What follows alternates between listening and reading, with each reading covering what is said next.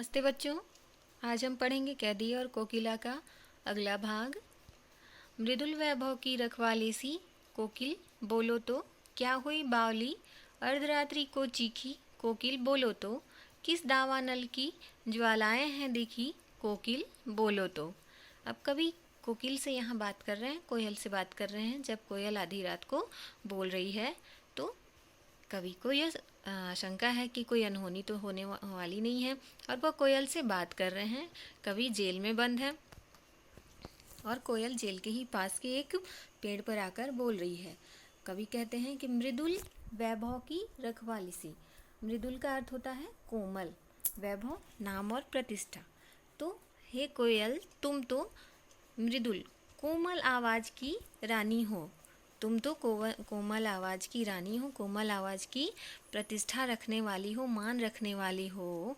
कोयल तुम बोलो, आज ऐसी आवाज़ तुम्हारी क्यों है? तुम्हारी आवाज़ में इतनी करुणा क्यों है?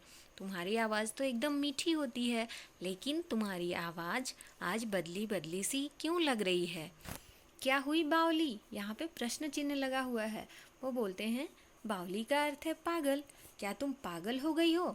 अर्धरात्रि को चीखी कोकिल बोलो तो, आधी रात को तुम चीख रही हो, तुम क्या पागल हो गई हो? बताओ कोयल। किस दावा नल की ज्वालाएं हैं दिखी कोकिल बोलो तो। दावा नल का होता है अर्थ कि जंगल में लगी हुई आग। क्या तुमने जंगल में कहीं आग लगी हुई देख ली है? क्या कोई अनहोनी होने वाली है और जिसे देखकर तुम चीख रही हो? कोकिल तुम बताओ।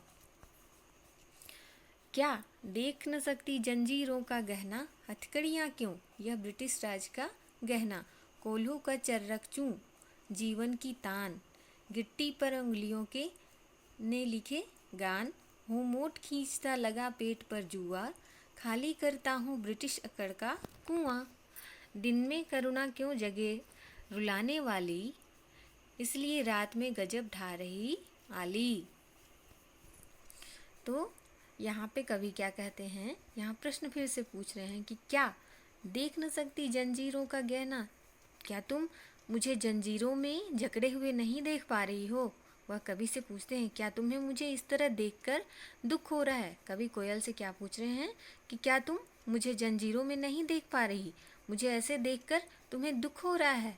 हथकड़ियाँ क्यों यह ब्रिटिश राज का गहना।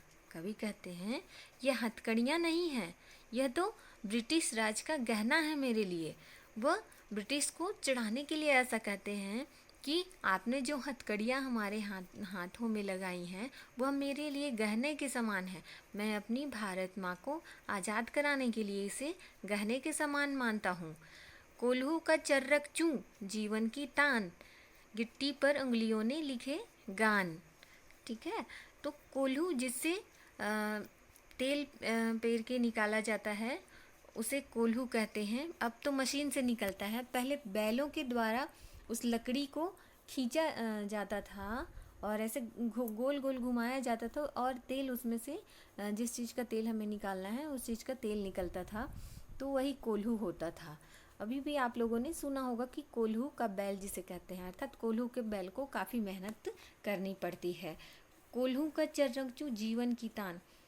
ब्रिटिश क्या करते थे, वह भारतीयों को इतना अधिक परेशान करते थे, इतना अधिक प्रताड़ित करते थे जिन्होंने स्वतंत्रता की लड़ाई में भाग लिया, और जब वे जेल में बंद हो जाते थे तो इतनी अधिक प्रताड़ना उन्हें मिलती थी कि वे डर जाएं और बाद में आगे से वे आज़ादी की लड़ाई लड़ना छोड़ दें। तो उन्हें काफ़ी अलग अलग तरह की यातनाएं दी जाती थी। उसी में से एक है कि वह कोल्हू के बैल की जगह उन्हें आदमियों को उसमें बांध दिया जाता था, उस मोटे से लकड़ी में। और वह क्या कहते हैं कि ये हमसे कोल्हू की तरह हमें बांध देते हैं, लेकिन उसमें से जो चर्रक चूं की आवाज़ आती है वह हमारे लिए गीत के समान है। जो कोल्हू की आवाज़ है वह हमारे लिए गीत के समान है। मैं दुखी नहीं हूँ कि मैं जेल में बंद हूँ। गिट्टी पर उंगलियों ने लिखे गान, और जिस गिट्टी को पकड़कर, जिस मोटी लकड़ी को पकड़कर वो गोल गोल घूमते हैं तो उनकी उंगलियों के निशान उस पे पड़ गए हैं। तो वह ऐसा लगता है कि जैसे हमारी उंगलियों ने उस गिट्टी पर निशान लिख दिए हैं। निशान, हमारे उंगलियों के निशान ने उस गिट्टी पे गाना लिख दिया है।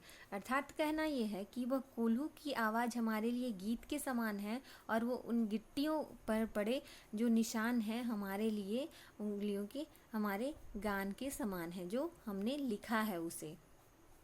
कोल्हू का चरकचू हमारे लिए म्यूजिक बोलते हैं जिसे तान के समान है, संगीत के समान है, और गिट्टी पे जो निशान है जो हमारे लिए गान के समान है कि जिस पे गाना लिखा हुआ हो। हूँ मोट खींचता लगा पेट पर जुआ, खाली करता हूँ अकड़। बोलते हैं कि मैं यह मोट खींचता, यह मोटा सा जो पेट पे जुआ लगा हुआ है जिसे हम जुआट भी बोलते हैं। तो वो कवि का कहना है कि मैं अपने चमड़े का जो वो बोलता है मोट, जिस पे लगा रहता है चमड़े का ढोल, जिससे कुएं आदि से पानी निकाला जाता है। आपने देखा होगा कि जिससे कुएं से पानी निकाला जाता है वो इसमें भारी सा पत्थर लगा होता है जिसमें से कुएं से पानी निकाला जाता है। ठीक उसी प्रकार उनसे भी जैसे हम रेहट कहते हैं, रहट जिसे कहते हैं, जिससे उसमें भी बैलों को बांध के और गोल गोल घुमाया जाता है कुएं के चारों ओर, और उससे भी पानी निकलता है कुएं से। एक मशीन से, जब इलेक्ट्रॉनिक मशीन नहीं थी तो इसी चीज़ का प्रयोग किया जाता है था। तो बोलते हैं कि हूँ मोट खींचता लगा पेट पर जुआ, मैं उस मोट को उस अपने पेट पर उस जुआ अर्थात लकड़ी से बना हुआ, मोटी लकड़ी से बंधा रहता था, उस चीज़ को मैं जुआ को जब खींचता हूँ तो मैं कुएं से पानी खाली नहीं करता, मैं ब्रिटिश की अकड़ को खाली करता हूँ। उस जुआट की सहायता से मैं ब्रिटिश की अकड़ को खाली करता हूँ। अर्थात कोल्हू के बैल के जगह पे भी हिंदुस्तानी जो स्वतंत्रता संग्राम में भाग लिया था उन्हें बांधा जाता था, और जहाँ से कुएं से पानी निकालना रहता था रहट में, उससे मैं उसकी जगह पे भी जहाँ बैलों की आवश्यकता होती थी वहाँ भी इन्हीं स्वतंत्रता संग्राम में जिन्होंने भाग लिया था और जिन्हें जेल में बंद कर दिया गया था उन्हें बांधा जाता था। दिन में करुणा क्यों जगे रुलाने वाली, इसलिए रात में गजब ढा रही आली। आली का अर्थ होता है मित्र। तो वो कहते हैं कि दिन में करुणा क्यों जगे रुलाने वाली, क्या दिन में तुम्हें कौन सा दुख देख लिया, दिन में रुलाने वाले ऐसा कौन सा दुख देख लिया जिससे तुम रात को मुझे बताने आई हो, सखी या मित्र। बोलते हैं कोयल को यहाँ पे क्या बोलते हैं, मित्र या सखी। सखी तुमने कौन सी रुलाने वाले ऐसे दुख की बात देख ली है जो तुम दिन में नहीं बता सकी और तुम रात को मुझे बताने आई हो।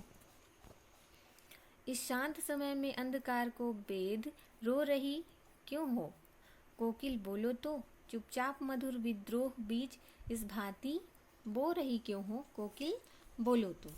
अब रात्रि का समय है, चारों तरफ शांति है, तो कवि कहते हैं कि ये इस अंधकार, रात्रि के अंधकार में जब चारों तरफ शांति है और जो तुम्हारी आवाज़ है उस शांति को बेध रही है, चीर कर निकल जा रही है, तुम ऐसी आवाज़ में जो बोल रही हो तुम्हारे रोने के समान प्रतीत हो रहा है। तुम इस अंधकार में क्यों रो रही हो, इस आधी रात को क्यों रो रही हो, तुम्हारी जो रोने की आवाज़ है इस अंधकार को चीर के निकल जा रही है। कोकिल तुम बताओ, चुपचाप मधुर विद्रोह बीज इस भांति बो रही क्यों हो, कोकिल बोलो तो। अब फिर प्रश्न पूछते हैं कि तुम अपनी तरह से ये विद्रोह का बीज बो रही हो। वो कोकिल अपने तरफ से क्या कर रही है, कोयल, कि वह चुपचाप विद्रोह कर रही है। उसके यह विद्रोह करने का यह तरीका है, ब्रिटिश शासन के विद्रोह करने का यह तरीका है। तो बोलते हैं कि तुम इस शांत रात्रि में अपनी इस आवाज़ से तुम ब्रिटिश शासन के खिलाफ आवाज़ उठा रही हो। ये था कैदी और कोकिल का दूसरा भाग। अगले भाग के साथ हम फिर मिलेंगे।